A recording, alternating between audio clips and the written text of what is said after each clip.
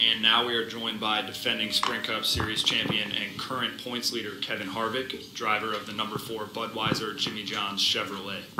Kevin, you're off to another great start so far this season. 2 wins, 8 top 5 finishes so far, including a strong run in last weekend's Sprint All-Star race.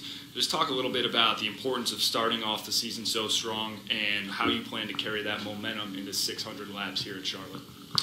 Yeah, we've obviously had a great start to the year, and last week, was just another great week. So just like I talk all the time, just really lucky to be a part of a team that's got a leader like Rodney Childers and an organization that's really committed to doing what we have to do to be competitive and win races. So the best part about this team is they just keep their head down, grinding away on new things and constantly working on pushing forward. And I heard somebody ask Jimmy about a question about the windshield over here, but there's some pretty remarkable video of some things that some projectile testing that NASCAR did and actually changed the front window leading into last year with some different layers and different things that were mandatory with all the cars. So without that windshield that NASCAR put into place, that would have been a much uglier piece of video, and I wish that you guys could see some of those projectile tests that they did with different objects with the new windshields. All right, we're going to open it up to questions for Kevin now. Again, please state your name and affiliation. We'll start right here in the front row. George Winkler with NASCAR.com. Just wanted to know how your Hall of Fame voting experience went, and if you would reveal who you voted for. It was an honor first, and I think the thing that I really learned the most about going through the whole process was really there isn't a bad vote. Everybody who's nominated on that list, pretty much year in and year out, is deserving of a spot in the Hall of Fame. So my list of inductees, there was 4 out of the 5 on there, and so it's listening to everything, I felt like they were going to be some pretty obvious choices, and I think the part that I'm looking forward to the most is hearing Bruton Smith's acceptance speech. So that's going to be the most entertaining part. There's some great inductees during this class, but I think his speech will be awesome. Hey Kevin, Joe Person here with the Charlotte Observer. Wondering, since Kyle's wreck at Daytona, what your satisfaction level is at various tracks, including this one, with the increases in safer barriers. Well, I think the hard part about the safety aspects of safer barriers and different things like that. It's hard to get the barriers built and in place in a short amount of time. I think in the second half of the year, you're going to see a lot more safer barriers and different things happen. I think the analysis of the different walls that have odd shapes and angles to them with the tire barriers and listening to the explanations of what NASCAR has done to temporarily make those places better is encouraging.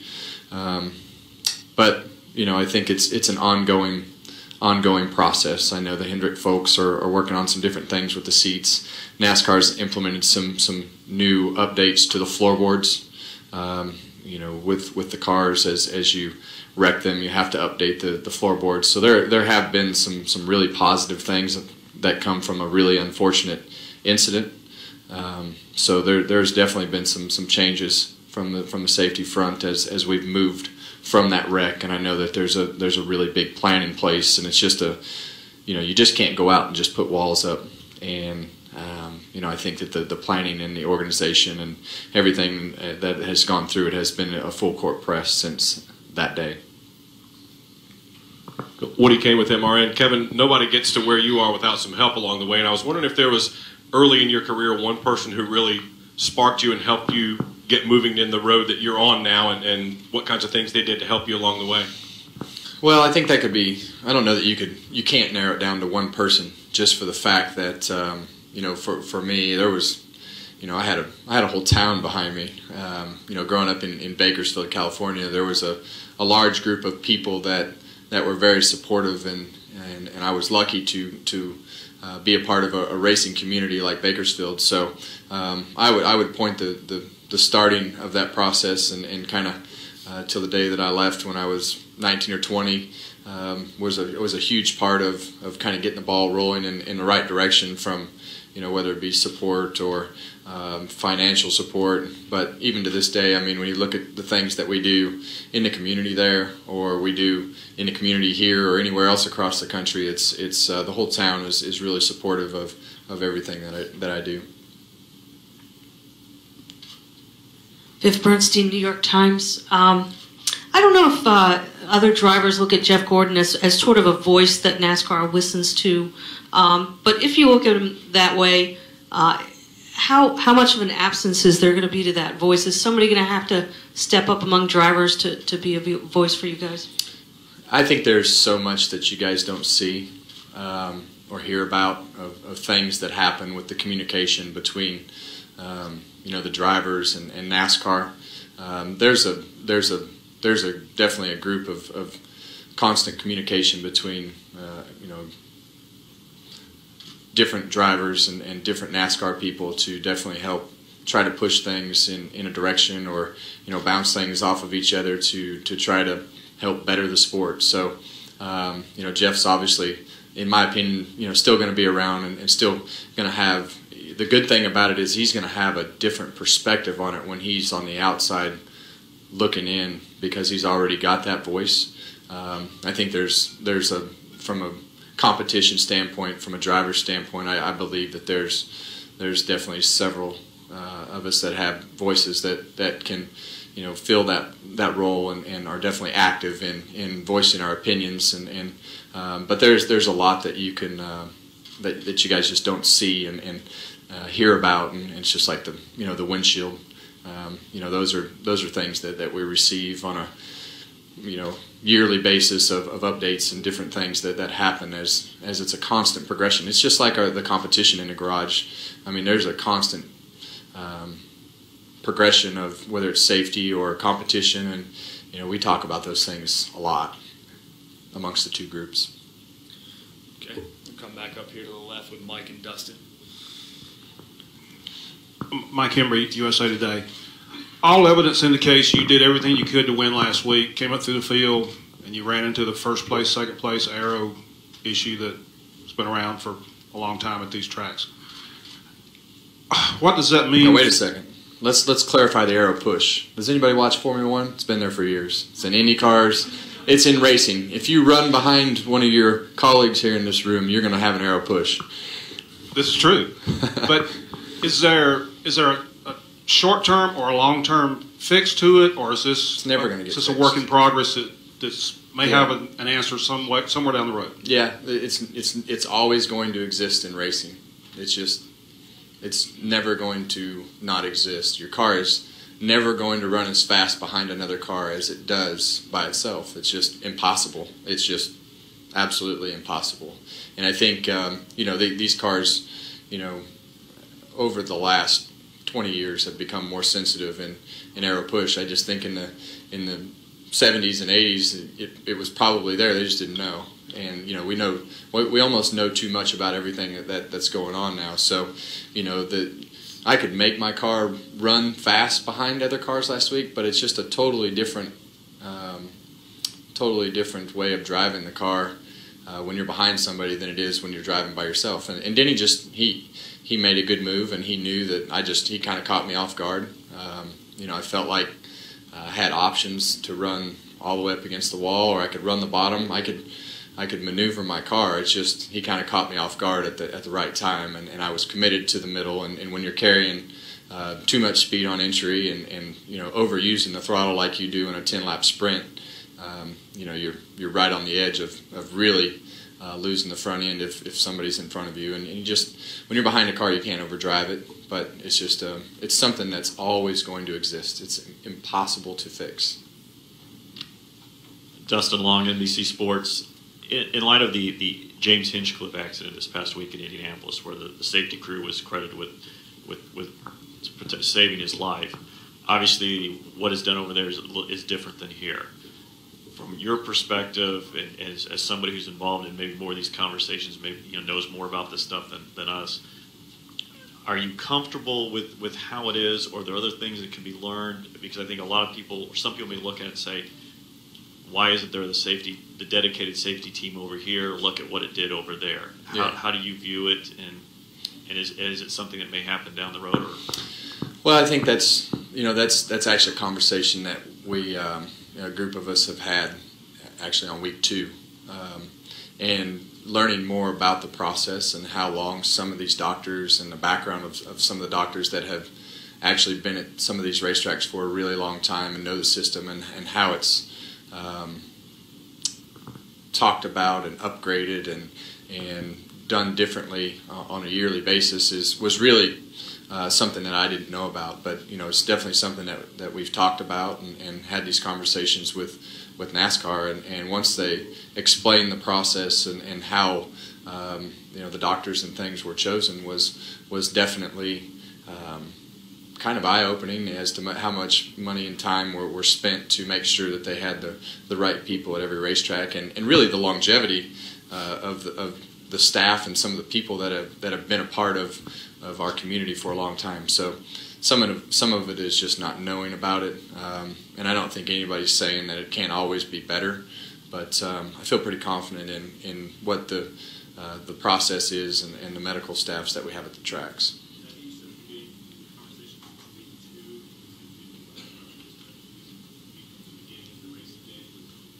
Week 2 of the season. Yeah. Great. We'll stay up here on the left with Tom. Kevin, Tom Jensen, FoxSports.com. Last 7.5-mile points races, I believe, have all been won by you or Jimmy Johnson. Is there any reason to expect that won't happen again this weekend?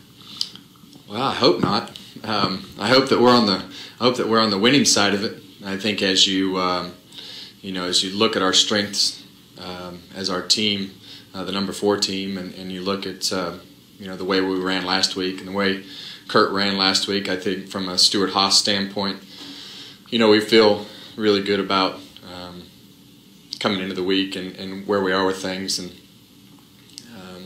feel like hopefully we've made ourselves better than we were last week. So you never know. Obviously, I think as you look at the results, the 1.5-mile tracks have been really good for us. This track in general for the 4 team has been good since really all last year. I think we finished second in all 3 races, so added a 4th to that this year. So I think when we come to Charlotte, we want to run well. This is an important race as far as ones that you circle on the calendar, and the Coke 600 is definitely one of those that you want to win. And I know Rodney and the team guys want to win. So we expect to go out and be competitive. You just never know what's going to happen, but we expect to be competitive and hopefully run up front. All right, great. We'll go back to the right with TV, come up to Stan, and then finish up over here. Kelly Bardick, WCCB. Kevin, how important is it for your pit crew to be on point, especially for this race? Well, it's a long race, and obviously you have a lot of different, the length of the race and the amount of pit stops that they do is a little more than what they're used to. But I think for my group of guys, they're a very experienced group of individuals that have been through these races before. They've been through championship races and pressure moments, and they're just going to go out and do their thing. They're good at blocking that out. But every week, if you're going to have a chance to win, you're going to have it all put together, because if you don't, somebody else will, and that's just the nature of the competitive world that we live in. Stan Creekmore with RPMtonight.com, right down the middle. Will you be running the same car this week that you ran last week? And to follow that up, did you learn anything last week that you think will be very beneficial to the Coca Cola 600? Well, we have new rules and we have different tires this time, so just kind of zeroing in on hopefully what is the starting place for this week was, last week is obviously there's a trophy and a lot of money on the line, and winning the All-Star race is gratifying, I guess you could say, but in the end it's definitely a good verification test session, I guess you could say, for this week and what you need to do and where you need to go, and you kind of know what some of the general characteristics are coming from the All-Star race to this race as to the direction of where the track's going to go, and so there's a lot of things that were different that were great to get out of the way last week, and you look forward to today just for the fact that you aren't going to do we're not going to do a bunch of race run stuff just for the fact that you raced 110 laps last week, and feel like you should have a good starting spot for race trim as we go into Saturday's practice. All right, we'll come back up to the left with one more for Kevin. Pete Yakabelli, Associated Press. Kevin, you talk about being part of a terrific race team where everybody's like-minded and wants to succeed, but not everybody wins multiple races the first 3 months of the season in 4 of the last 5 seasons as you have. Is there a special mindset coming into the year? Are you fired up because of what happened the previous year? Do you want to just start and make sure that you've gotten your business taken care of as far as the chase goes early on, that you don't have to worry about it later? Well, it's definitely better to win early in this format. I think the earlier you can win, the better you can have a plan. The more you can try, the more things you can venture out and do throughout the first 26 races. And I think the biggest thing is you can be pretty thorough about it.